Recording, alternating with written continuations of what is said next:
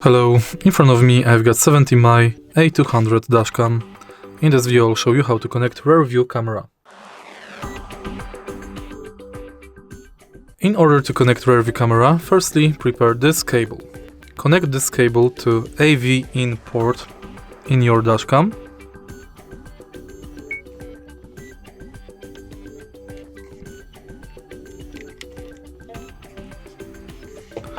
Now, the second part of this camera, connect right here to this Rearview camera.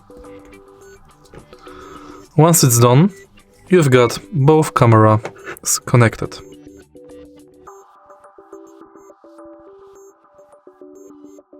If you find this video helpful, please leave a like, comment and subscribe.